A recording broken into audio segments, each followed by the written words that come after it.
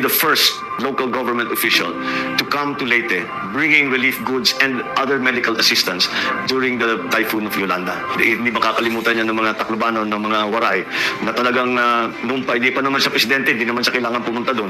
Mayor siya ng Davao, pero pumunta siya roon siya mismo at ang dami niyang dalang mga doktor, marami siyang dalang gamot, marami siyang dalang relief goods at nakiramay naman siya doon sa mga napinsala doon sa Yolanda.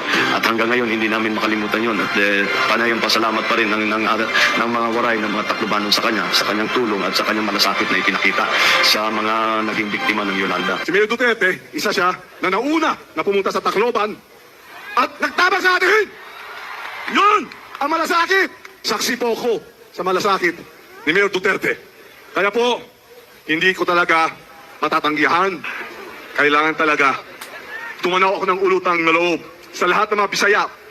Kaya sinama niya lahat, taga Davao, Mindanao, at dinasal kami ng mga relief goods, medisina, at lahat ng politi. Kaya pagpamo natin si Mayor Duterte! A few moments later. Alam niyo po, yan ang record po ni Senator Tolentino sa MMDA. Nung nasa Leyte kami, nasa Tacloban kami, walang dumadating po na tulong. Ang unang dumating na tulong ay galing kay Senator Tolentino ng MMDA. Pakita mo talagang malalim ang pagmamahal niya sa taong bayan.